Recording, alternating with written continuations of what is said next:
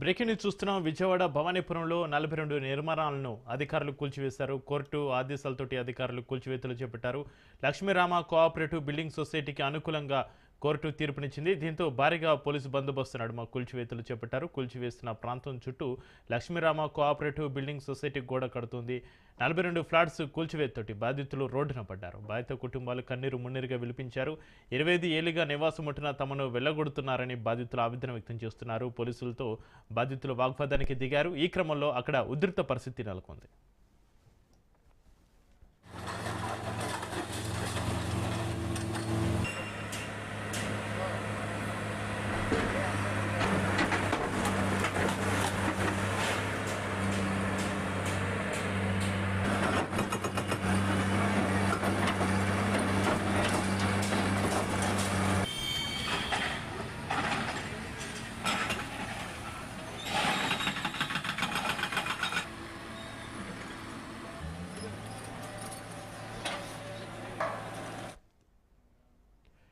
Jojinagar కూల్చివేతలో twist నెలకొంది. కూల్చివేతలు ఆపాలంటూ supreme court stay ఇచ్చింది. స్టే ఆర్డర్ రాకముందే కూల్చేశారు అధికారులు. కూల్చివేతలు అయ్యాక స్టే ఆర్డర్ చేతికందింది.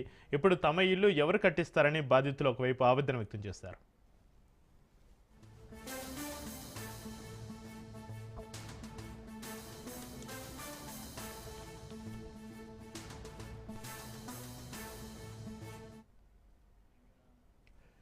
విజయవాడ భవానీపురంలో 42 నిర్మాణాలను అధికారులు కూల్చివేశారు. కోర్టు ఆదేశాలతోటి అధికారులు కూల్చివేతలు చేపట్టారు. లక్ష్మీరామ కోఆపరేటివ్ బిల్డింగ్ సొసైటీకి అనుకూలంగా కోర్టు తీర్పునిచ్చింది. దీంతో భారీగా పోలీసు బందోబస్తు నడుమ కూల్చివేతలు చేపట్టారు. కూల్చివేస్తున్న ప్రాంతం చుట్టూ లక్ష్మీరామ కోఆపరేటివ్ బిల్డింగ్ సొసైటీ గోడ కడుతోంది. 42 ఫ్లాట్స్ కూల్చివేతతోటి బాధితులు రోడ్డున పడ్డారు. బాధిత కుటుంబాలు కన్నీరు మున్నీరుగా విలిపించారు. 25 ఏళ్లుగా నివాసం ఉంటున్న తమను వెళ్లగొడుతున్నారని బాధితులు ఆవేదన వ్యక్తం చేస్తున్నారు. పోలీసులతోటి బాధితులు వాగ్వాదానికి దిగారు. ఈ క్రమంలో ఉద్రిక్త పరిస్థితి నెలకొంది.